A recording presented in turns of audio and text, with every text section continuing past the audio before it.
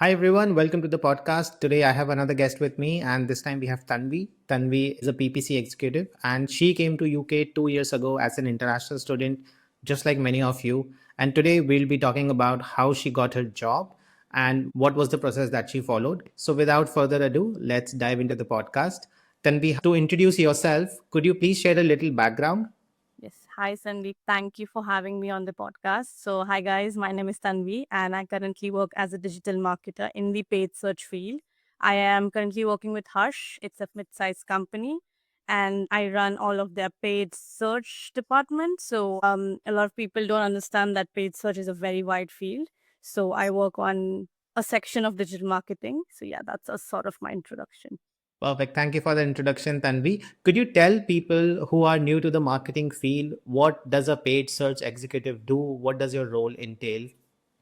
So in paid search, you handle Google ads, Bing ads, any kind of ads that you see on emails, YouTube, applications, or if you open any kind of website and you see small ads popping here and there, those are paid search ads.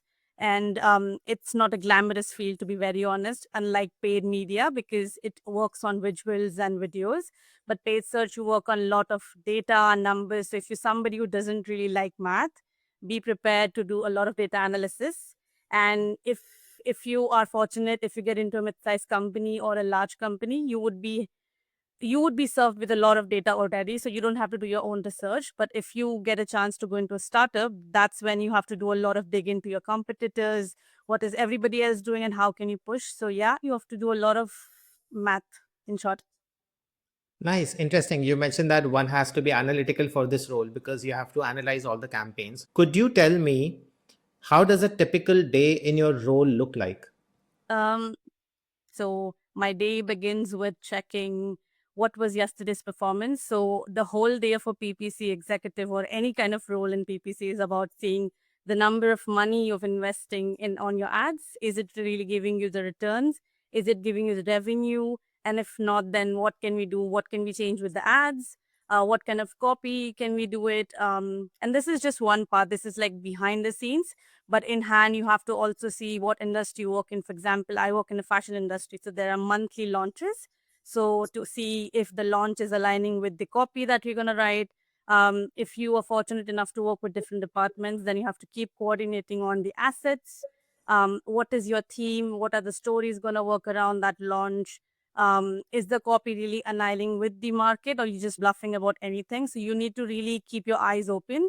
And at the same time, for example, events like Black Friday, you have to really go back 1 year and then see what happened last year, what mistakes you did. So a lot of analyzing, scripting, reporting. So it's a lot of interdepartmental job instead of just working by yourself. And I would say you have to be a multitasker. You can't be just one person sitting in one corner and being like, oh, I'm going to do my job. That's not how it works. And also, yeah, Google keeps updating I would say every month. And in one quarter, Google brings like 50 updates. You need to make sure that you're following all of them because your competitors are really doing it. So if you don't invest money, if you don't understand the trends, the seasons, it's just not going to work for you. So yeah, you have to keep a pace of all of that. Wow, Tanvi, you sound exactly like a paid search pro here. And I am getting to learn so much from you at this point of time. Could you tell students how did you learn all of this and how did you go about landing your job? I would say it was not an easy task because I started my own journey my own without any help. And the biggest mistake I did was applying to every and any job that I see. So that's one of the biggest mistake I did, and I see a lot of friends around me doing. And I think a lot of people who are watching this are doing it too. You don't have to apply to every job you see. So there's a statement saying that modulate a CV according to the job description, but then again, make sure that that is being done for one particular role or an industry. If you just keep changing a CV, which I did was to every role, for example, it's paid media, paid search, SEO, even though I didn't know, I was just making changes, which is the biggest mistake. So don't do that. Keep your LinkedIn optimized. Now, by that means not just updating, but also posting content about yourself. I know it's like 1 in 10 when HR is going to get impressed by that post, but then it's a backup or something because you never know when your any HR is going to slide in. And another thing that really helped me get a job was chasing the recruiters. This is a very popular thing going on, but then people don't really know. So try to find out a lot of applications that gives you email IDs and then try to chase. I got my job at Hush after chasing the HR like 4 times in a row for a couple of days after every 6, 7 days. So yeah, I met the right people at the right time who guided me through the journey. And but then again, few things to keep in mind before you move ahead. So working smart is better, getting a job in UK rather than just doing everything. Perfect. Thank you for that. You mentioned that you followed up with HR at Hush, and that's how you got a response and your interview proceeded. I must tell everyone who's looking at this podcast right now that Tanvi's convocation was in first week of January and her job offer was in her hand the very next day. Yeah, yeah. Was possible because she started applying to jobs very early on. And Tanvi, would you like to talk about the December phase wherein everyone says there are no jobs in the market, you shouldn't be applying? What do you think about that looking back now? I believe like irrespective what season is happening, what festivals are going on, you just keep chasing the HRs, you keep chasing the companies because you never know when is your chance. I was in this dilemma that okay, November and December is the slowest process hiring. Nobody's gonna hire, just close your laptops and enjoy Christmas. But I think again, right people at the right time. I was given a push that it's fine, keep going. And I would proudly say I got my first 2 interviews in November itself. So yeah, and I think in the end of November I got my first 2 interviews, and then it went till January. But then yeah, nothing stops you, and I got my offer letter at the very in the first 15 days, in the first 10 days of Jan. So which is something people think you won't get because a lot of people say until 15 January don't do anything, which is absolutely false. I'm not saying it's going to work for everybody, but that you need to keep trying if you want to work around in this market. Absolutely. And Tanvi, could you also share with others when did you get your graduate visa and when did you get your offer letter? Because I think that is also an interesting story. And a lot of people think that you cannot get a job offer before moving to graduate visa. No, So that's mine is a very interesting story because I graduated exactly. I know it's on 6th of January. I graduated, and the next morning, because I gave my second run of interview at Hush on 5th, so it was like a day before I graduated, and then I went on for my convocation, and the next day, which is 8th of Jan, I got my offer letter. But I was still on my student visa because my visa was supposed to end on 27th, roughly Jan, and then I got into my job, and then I think I applied for my PSW after I got my job offer. So it was like my mindset was like it was like if I get it, I will stay. If I don't, I won't. But I was trying till the end date. So I applied like 10 days before my student visa ends. And I got my PSW. It's almost working 20 days into the company. So it's all about talking to the HR, making them sure that okay, fine, because you still so you're allowed if you apply for your PSW, you're allowed to work in any company, and that is stated on the GOV website. So make sure you tell your HRs that this is the rule and they can't revoke the offer letter. So that is possible, and you can still do that, which I did. I was in touch with Tanvi when all of this was happening. And I think what really worked in this process is that she provided a lot of evidence from government resources available online to the HR to build up that confidence that it's okay to go ahead and hire someone who is on student visa but is out of term time. And that really did help in the process. And I think you joined somewhere in February, Tanvi, in first week, and you were still on student visa, as you said. So that is one learning for everyone. Absolutely. We will now talk about skills, Tanvi. How did you go about building skills required for paid search role, or what skills should one build in order to target these kind of jobs? I would say again, when I mentioned a lot of analytic skills, I was lucky enough that my company found out that my skills were transferable and they gave me the opportunity. But I would also say that you need to have doesn't matter you were working previously in a paid or unpaid role. Your CV experience matters the most. So if you have worked anywhere, be paid, unpaid, an internship, or contractual work, or any kind of small work, that really helps in the market because a lot of people like me come from international countries, think our background, our past experiences from our individual countries will hold value. But I would say the culture, your work, very different. You need to make sure you have something from this country so that they know that you can work with them and you have familiarity with their culture. So that is really important. So number one tip that I learned, and I think you all need to have, is keep updating yourself, build experiences. I know there are a lot of courses online, but make sure you have in-person experiences because that really helps. I did courses which never made me understand what PPC is until I worked in my job role. You learn so many things by yourself because somebody says, oh, PPC is paid search, paid search, and then you were like, okay, what next? So you need to actually apply them, and you won't get that experience until you work with somebody. Just go for anything. I would say just approach anybody who's ready to offer you a work for like 1 week, 2 weeks, and that will really help you. And apart from that, um, understand how to do analysis, how to read numbers, what are your company targets, so that again, if you're not still working, it's fine, but then if you're working, understand the company numbers, and keep up to date with the trends, because that is how you work with competitors. You can't be like sitting at home and doing nothing, so you need to understand who are your competitors, what are they doing, and yeah, you will slowly proceed in this role. Absolutely, absolutely, Tanvi. And I must share this with everyone that Tanvi was volunteering actively while she was studying. And just like all the international students, I think, Tanvi, you were also working at a retail store, or what kind of part time job was it? I was working in John Lewis, very precisely in their waitress section. So that was something out of my field. Yeah. And we international students need money to survive, so which is fine. We should do it. But I would also suggest, which I think I um, did, was grab an internship at any field at the moment you come. So I got my first internship 2 months into the country, which was like November Yeah. 2023. So just grab any kind of internship, especially if you're a new student, check your university portals, because I got my internship from my university. So that really helps you building. And even if it's not the field you know, or you don't know where to work, it will give you connections. It will make you understand what you want to do. And honestly, I come from a very different background. So this is like a very different field for me, but yet I'm thriving here. So if I can do it, everybody can do it. You build confidence over time. I'm still learning, so it's fine. And Absolutely. yeah, and then I also did an unpaid internship. So it doesn't matter, again and again, keep learning. Your skill sets now will help you in the future. So yeah. So I think a lot of students come with mindset: why should we works anywhere for free? Why should we do any volunteer work?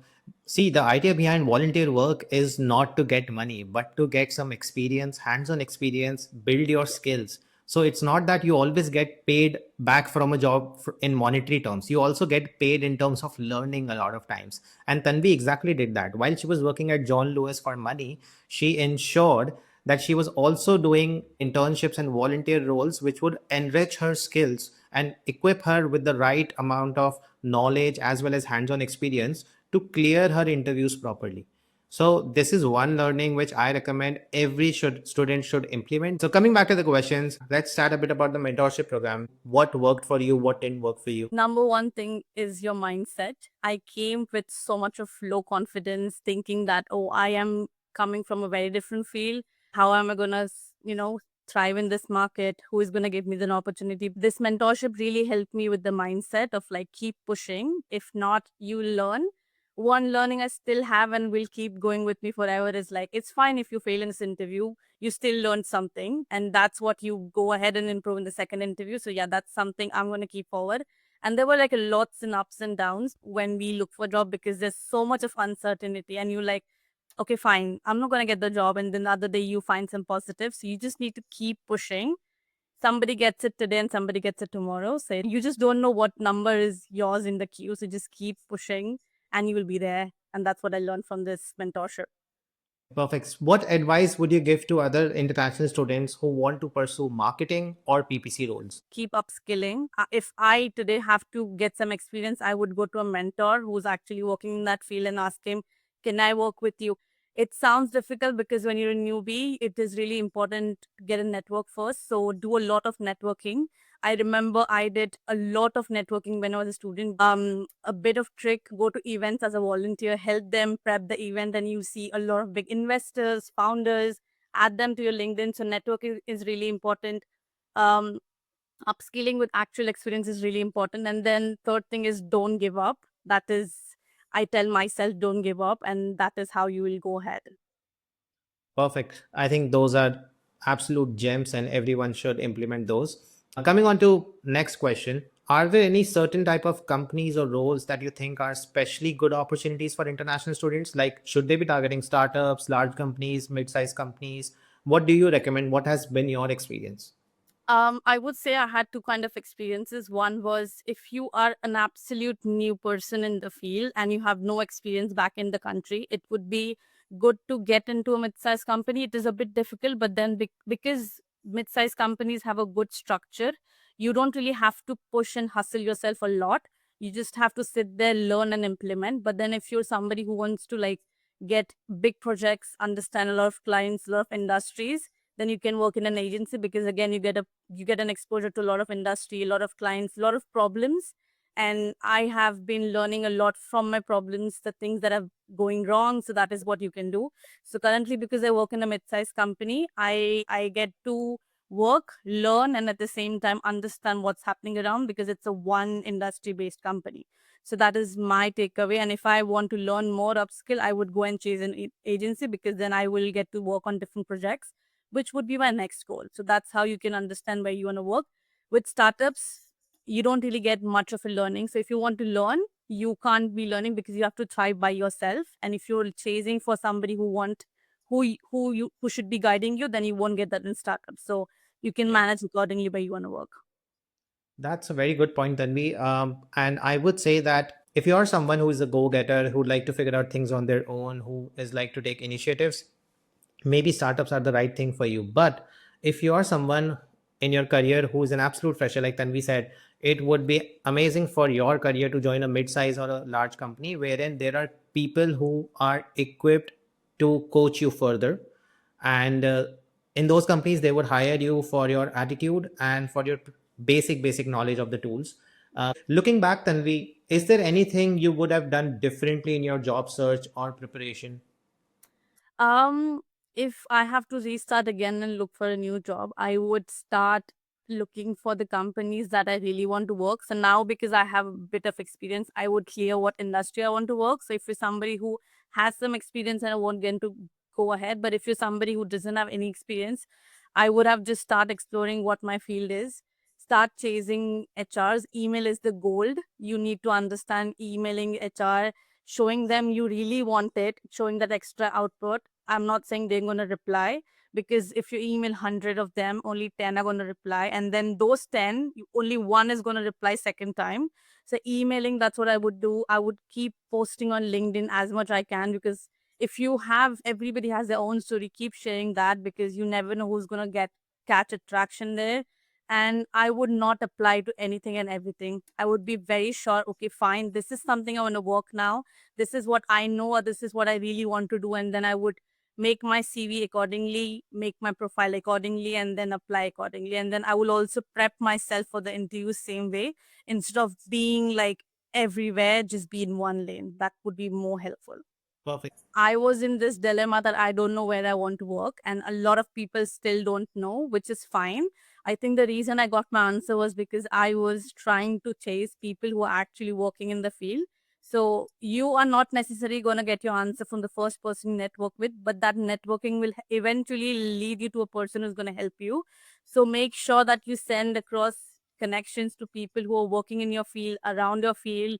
Meet them in person. There's no harm investing for your future a bit. Keep connecting, and then the 10th person might be the one who's going to help you. That's how I got my help.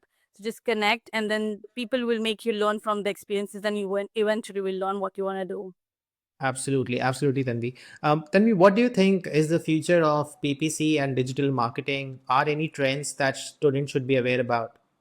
I would say PPC, paid media, affiliates is all going to come under performance marketing.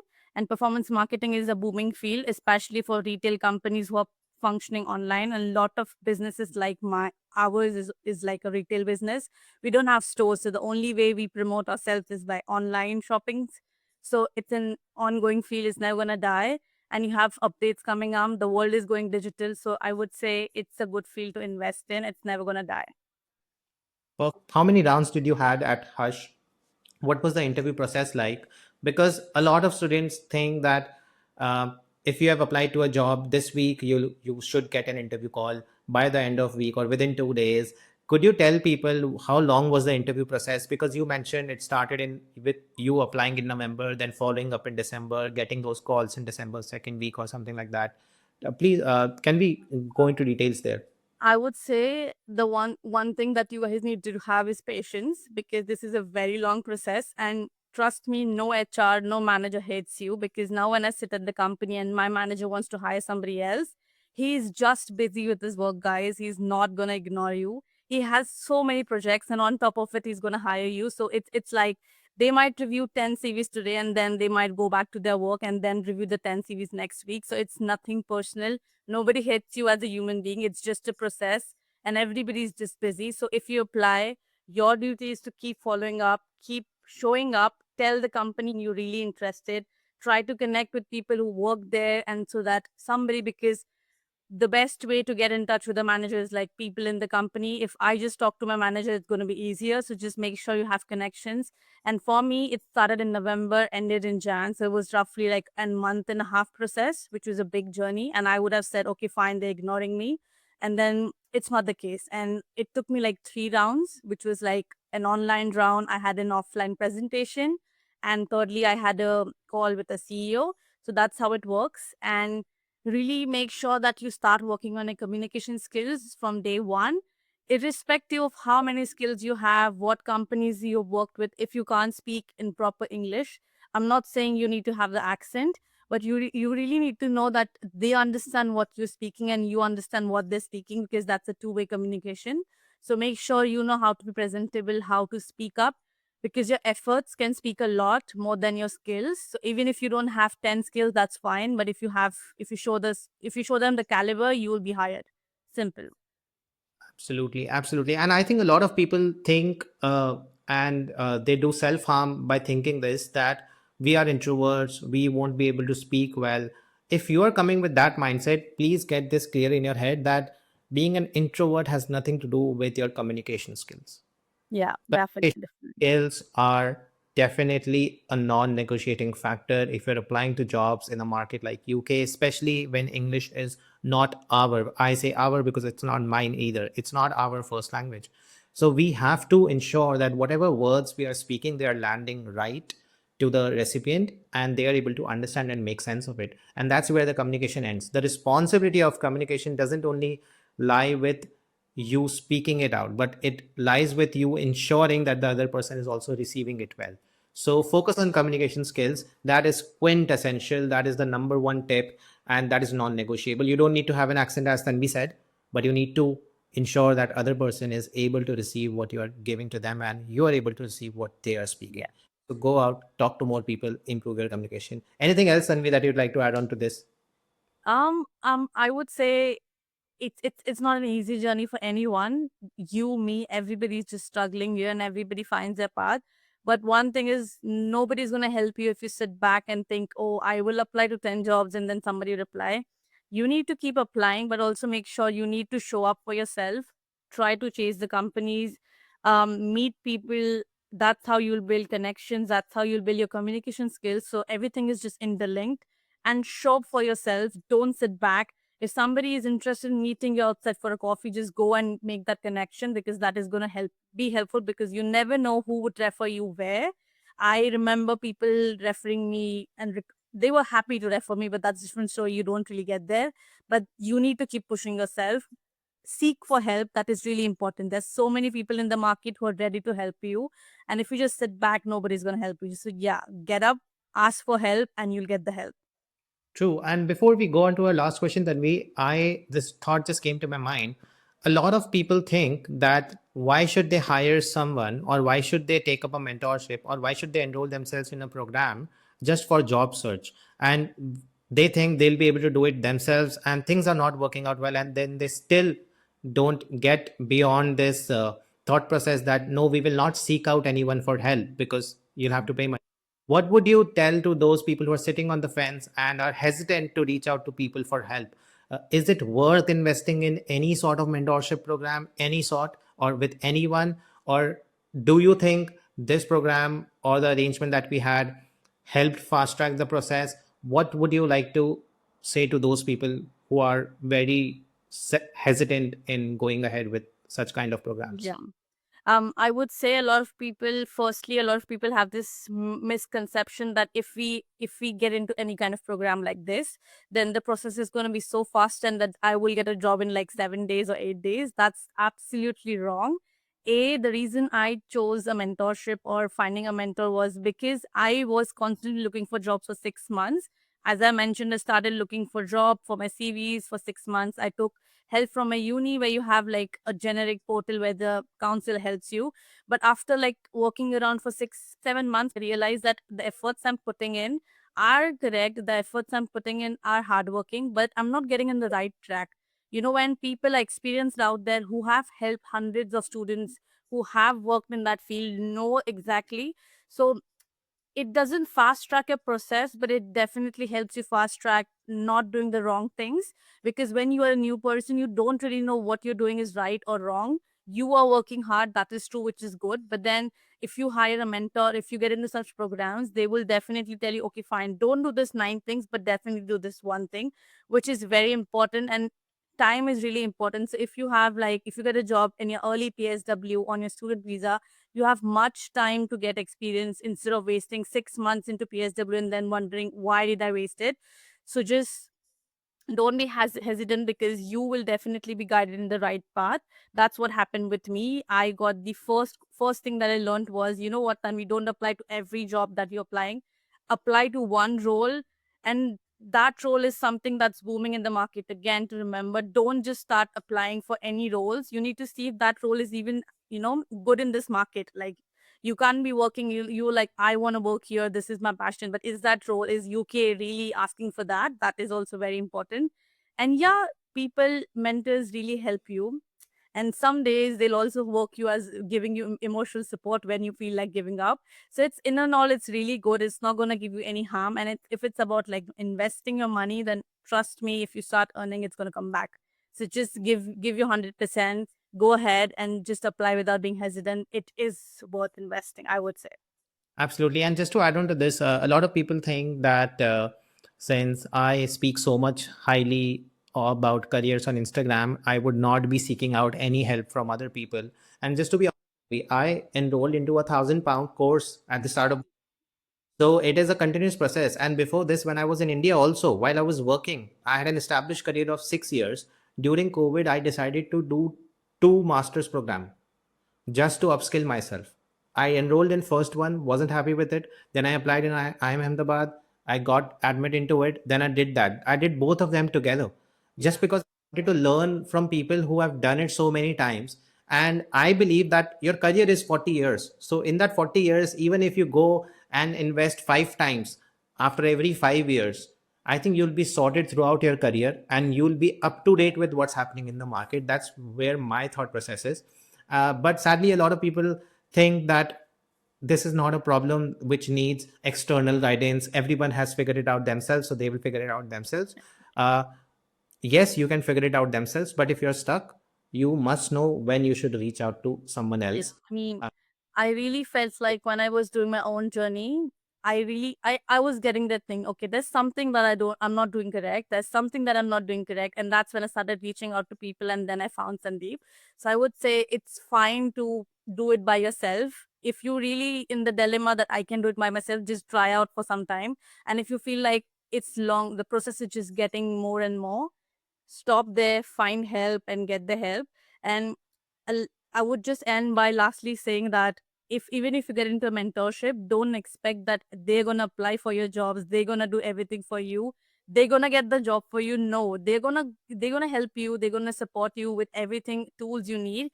But ultimately, it's you who's gonna get the job, because I've seen a lot of people thinking that if I get into a mentorship, that person is going to give me the job, he's going to find the companies for me. Definitely he will help you with, to some extent he'll help you find the companies, he'll help you find fast track the process.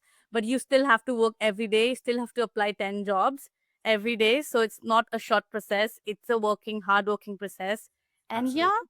you find right people and then you get there. Absolutely. Lastly, finally, Tanvi, what are your next steps and future goals? You have already completed, I think, 9 or 8 months in your current role. What does future look like to you? I would say now that I have basic knowledge of what a paid search looks like, how PPC works around, and then because I sit with paid media, other departments, CRM, I see how they function. And when you work a mid-sized company, sometimes you also get to work in their departments for a day or two just to help them out.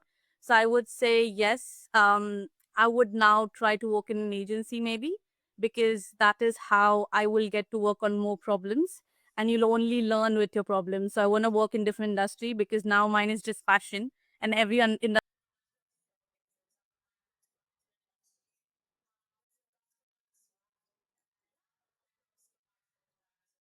Nice. That's amazing. That's amazing to know that you are already looking forward to creating your own agency and getting more work done in different industries. That's inspiring. That's amazing. And wish you all the best, Tanvi. And thank you so much for making our time today. And if you guys have any doubts, if you want to reach out to Tanvi, you can either put those doubts in the comments below, or you can reach out to her on her LinkedIn. And if you want to reach out to me, you can again reach out to me on my email, or just put your doubts in the comments below. Thank you, Tanvi, for joining today. Cheers. Bye.